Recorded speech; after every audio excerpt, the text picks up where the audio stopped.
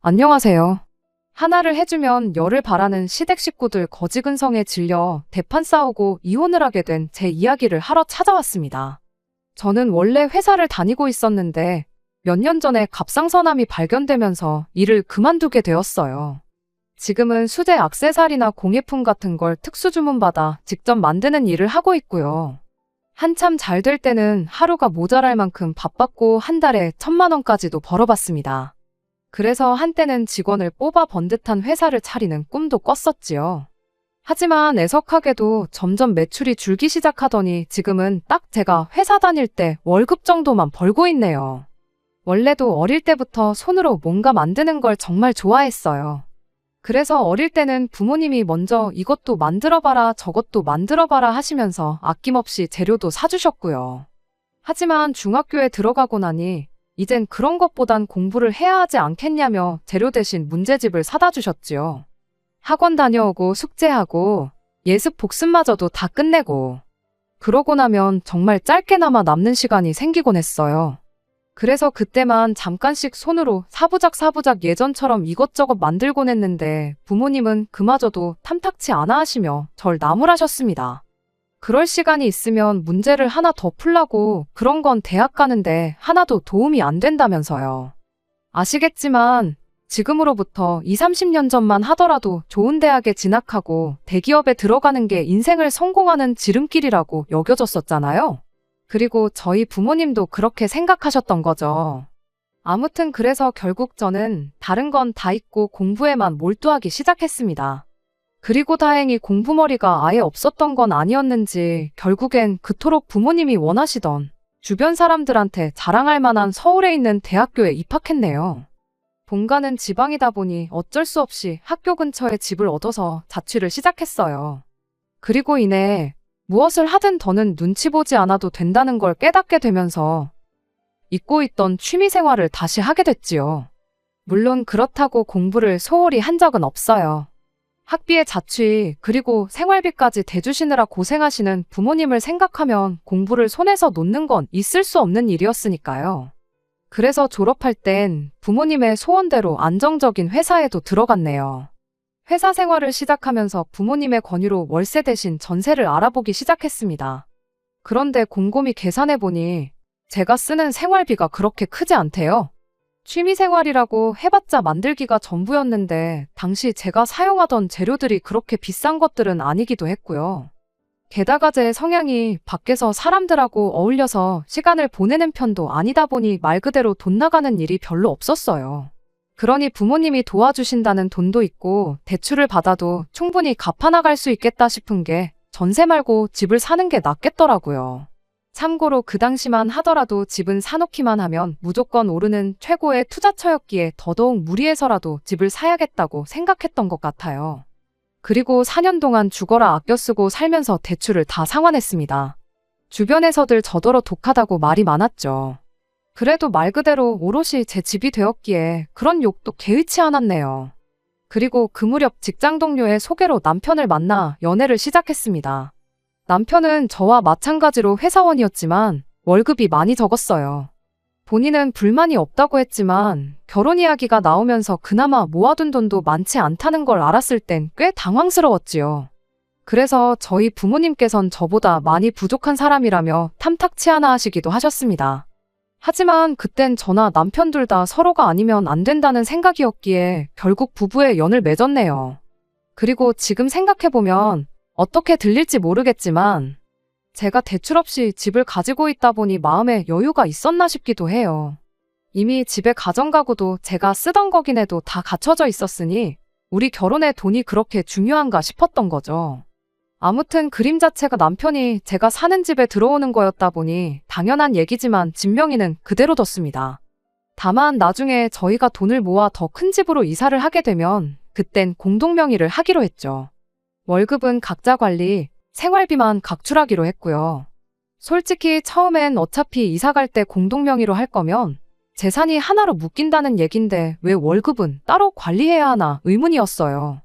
어떻게 보면 각자 관리하는 건 저한테 좋은 거지 남편한텐 좋을 게 없었으니까 그런 제안을 남편이 먼저 한 것도 이해가 잘 안 되었고요.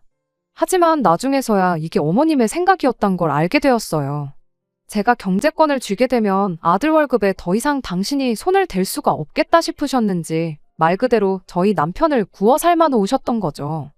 아무튼 그랬어도 결혼하고 몇 달 동안은 행복한 날들이 이어졌습니다.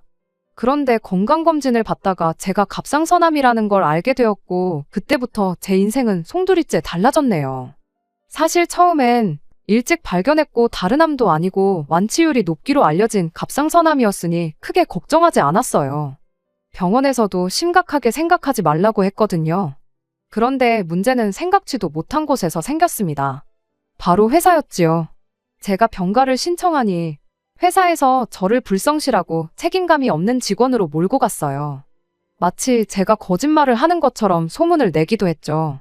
그래서 병원에서 발급해준 온갖 서류들부터 시작해 노무사의 도움까지 받았지만 그럴수록 회사는 더 심한 압박을 해왔습니다. 영어만 하는 저에게 중국 고객을 맡기고는 거래가 성사되지 못하자 무능하다는 프레임을 씌우는 식으로요. 그리고 그런 일을 겪으면서 치료까지 병행하려니 이도저도 안 되더군요. 회사에 대한 믿음도 사라졌지요. 그래서 결국 퇴사했습니다. 그리고 제가 회사를 관둔 건 좀 더 시간이 흐른 후에서야 시댁에 알렸네요. 평소에도 저를 못마땅해 하시는 어머님이셨기에 미리부터 알려봤자 좋을 게 뭐가 있겠나 싶었으니까요. 그리고 아니나 다를까 어머님은 어디서 생기담한 게 며느리로 들어왔다며 악담을 퍼부으셨습니다. 그리고는 가족 중에 암 환자가 있었던 거 아니냐며 사기 결혼이라고 그냥은 못 넘어가신다고요. 웬만하면 저도 가만히 있었을 텐데 듣다 보니 어찌나 어이가 없던지요. 그래서 결국 어머님한테 한마디 했어요. 동네 똥개가 아파서 알아누워도 그렇게는 말 안 하겠다고 어떻게 며느리한테 괜찮냐는 말은 고사하고 그런 폭언을 하시냐 했죠. 그랬더니 어머님, 저더러 말대꾸하는 거 보니 아프다는 것도 다 거짓말 아니냐며 당신 쓰러진다고 쇼를 하시대요. 그리고 뭐 솔직히 그 쇼 아버님 남편 저 누구 하나 처음 보는 사람이 없었거든요. 그러니까 남편도 어머님 떨어 그만하시라고 하고 저한테도 죄송하다 말씀드리라 하고 그래서 결국 몇 주 지나 풀긴 풀었어요. 중간에서 이도저도 못하는 남편이 불쌍해서 그래 내가 어른이 겨먹어서 뭐하냐는 생각으로 죄송하다 했습니다. 속상해서 하신 말씀일 텐데 저도 몸이 아프다 보니 예민하게 받아들였다고 죄송하다고요. 그런데 보통은 이러면 아니다 나도 너한테 말을 그렇게 하지 말았어야 했는데 미안하다. 뭐 이렇게 대답하는 게 정상이잖아요. 전 정말이지 어머님도 생각이 있으시면 당신이 하셨던 말을 한번 곱씹어보고 저한테 사과는 못하시더라도 스스로 미안하고 민망한 마음은 가지실 줄 알았어요. 그런데 오히려 이후로 더 기고만장해지셨습니다. 원래는 저희 집이 멀다고 자주 오가지도 않으시던 분인데 이후론 툭하면 신우까지 데려와서는 상전 대접을 받으려고 하셨거든요. 지나가다가 점심 먹으러 들렀으니 밥 좀 차려와라 그런 식으로요. 어찌나 유치하던지. 그래서 한 번은 제가 연락도 없이 오셔선 이러시는 거 불편하다니까. 너 내 아들이 번 돈으로 먹고 사는데 그럼 내가 너한테 이 정도는 할 수 있는 거 아니냐대요. 기가 막혀서. 남편이 지금 외벌이인 건 맞지만 어머님 덕분에 돈 관리를 따로 해서 지금도 생활비는 각출하고 있다고 말씀드렸습니다. 어머님 덕분에 따로 저축을 해뒀다고요. 그러니 제가 어머님 아들 등골 빼먹을까 걱정이시면 안 하셔도 된다. 모르긴 몰라도 남편보다 제가 돈이 더 많을 거니 걱정 마시란 말도 덧붙였더니 또 괘씸하네 어쩌네 한마디를 안 지네. 당신 딸한테는 어디 가서 기죽지 말라고 입버릇처럼 말씀하시는 양반이 왜 며느리는 말 한마디 하는 것도 고가워하시던지. 정말이지 저라고 뭐 어머님이 좋아서 그랬겠어요? 그냥 제가 사랑하는 남편의 가족이니 어떻게든 저도 이해하고 품고 가려고 한 거죠. 그런데 도대체 뭐가 문제인지 어머님이나 그 무렵엔 신우까지 한술 더 떠서는 저를 품어주긴커녕 끌어내리지 못해 혈안이 되어 있더라고요. 그리고 결정적인 일이 있던 건 저희 집이 방 2개 딸린 20평대 아파트예요. 그중 방 1개는 제가 결혼 전부터 취미생활을 하는 나름의 작업실로 쓰고 있었고요. 그런데 결혼하면서 남편이 저희 집으로 들어왔잖아요. 그러니까 남편이 제 작업실을 드레스룸으로 바꾸면 어떻겠냐대요. 안방을 좀 넓게 쓰자면서요. 그리고 처음엔 혹해서 그럴까 싶기도 했는데 또 생각해보니까 그래도 왠지 내키지가 않았죠. 그래서 거절했었는데 지금 생각해보면 안 없애길 정말 잘했다 싶어요. 제가 회사를 나온 이후로 그만큼 집에 혼자 있는 시간이 많아졌고 그러면서 그 작업실에서 보내는 시간이 길어졌거든요. 그런데 하루는 신우가 그 작업실을 보면서 시비를 걸었습니다. 들어가도 된다고 말도 안 했는데 멋대로 들어가서는 이것저것 제가 만들어 놓은 것들을 들었다 놓다 하더니 감각이 있네 없네 색이 구리네 어쩌네. 그리고는 더 예쁘고 잘 만든 것들도 10,000원도 안 한다며 쓸데없는데 시간 쓰지 말고 그럴 시간에 나가서 돈 벌 생각을 하라나요? 그런데 그때 이런 걸 팔 수도 있구나 하는 생각이 머리를 스쳤습니다. 신우는 어떻게든 저를 깎아내리려고 건 시비였겠지만 저한테는 어떤 의미로 영감을 준 거죠. 그때까지만 해도 그저 취미생활이었는데 이게 어쩌면 정말 내 일이 될 수도 있겠다 하는 영감이요. 그리고 그때부터 밤새도록 온라인 스토어를 열고 지난 몇 년 동안 만든 것들을 하나하나 사진 찍어 올리기 시작했습니다. 조금 번거롭긴 했지만 따로 할 일이 있던 것도 아니었고 어쩌면 이게 제 일이 될지도 모른다는 생각에 지루하고 힘든지도 모르겠더라고요. 하지만 hun하고 한 달이 넘어갈 때까지 아무 반응도 없으니 그땐 솔직히 좀 마음이 조급해졌던 것도 사실이에요. 그래서 취직 준비를 병행하기 시작했어요. 그리고 결국 6개월 만에 운명 같은 첫 손님을 만나게 되었습니다. 제 작품들을 전부 다 살펴봤는데 제가 만드는 스타일이 너무 마음에 든다면서 혹시 주문 제작도 해주냐대요.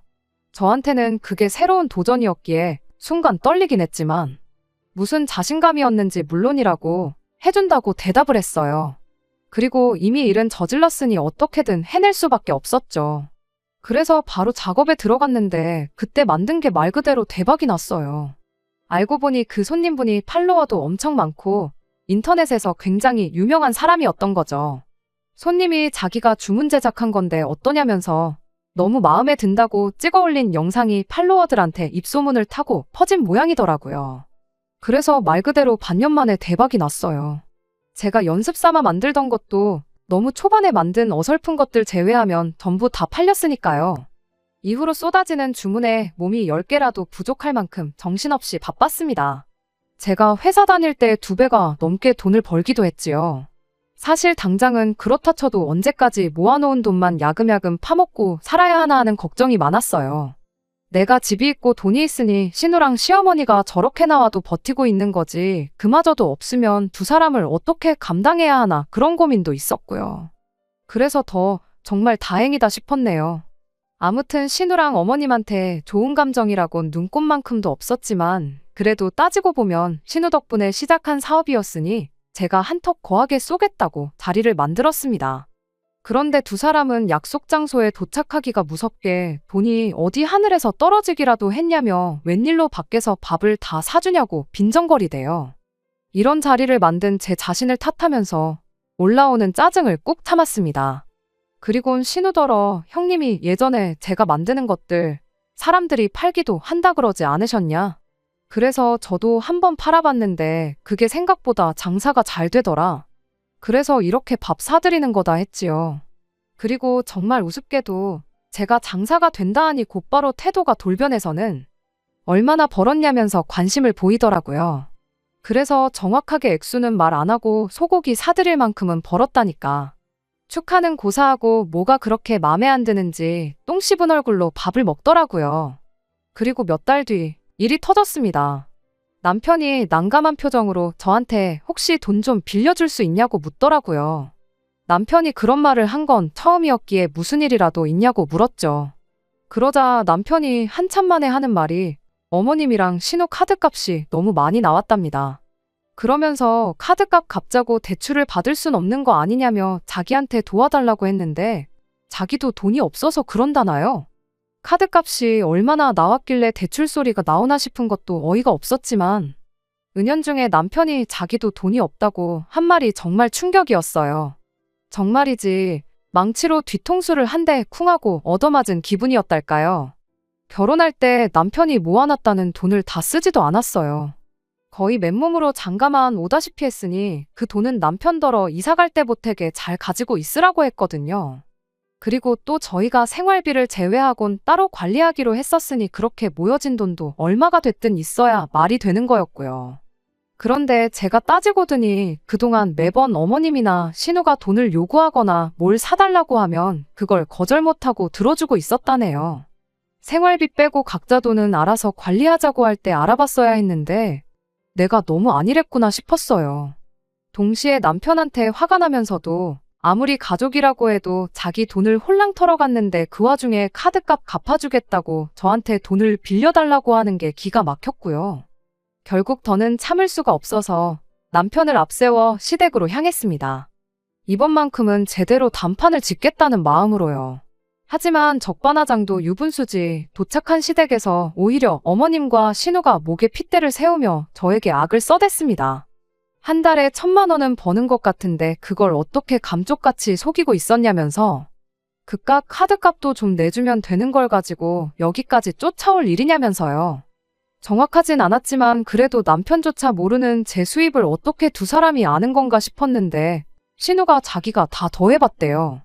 알고 보니 제 온라인 스토어를 찾아내선 거기에 품절 표시가 된 물건들 값을 다 더하고 자기 나름대로 계산을 해봤던 거죠. 올라간 물건이 좋기 700개는 되었는데 그걸 하나하나씩 다 더했다니 그 집념이 사이코 수준이다 싶대요. 아무튼 카드값은 당연히 못 내준다. 그리고 말 나온 김에 그동안 뺏어간 내 남편 돈이나 내놓으라고 했습니다. 그랬더니 가족끼리 돈 가지고 이럴 수가 있냐며 나오지도 않는 눈물을 두 모녀가 쥐어짜내는데 정말 가관이더라고요. 그래서 이대로 가봐야 언성만 더 높아지고 저만 더 추해질 것 같아서 그냥 집에 돌아가기로 했습니다. 대신 남편 경제권도 이제 제가 가지고 오기로 했고 2번 다시 시댁엔 1,000원짜리 한 장 주지 않기로 못을 박았죠. 그러고선 남편 다시 데리고 밖으로 나가려다 우연히 신우방을 보게 됐는데 순간 깜짝 놀랐습니다. 커튼 하나까지 제 작업실하고 너무나 유사했거든요. 아마 신우 딴에는 저도 하는데 자기라고 왜 못하겠나 싶었나 봐요. 평소에 저를 어지간히 무시했으니 제가 하는 일도 무시했던 거겠죠. 하지만 아무리 그래도 그렇지 제가 이만큼 되기까지 쏟아부은 시간이 얼마인데 그걸 하루아침에 따라잡을 수 있다고 생각했던 걸까요?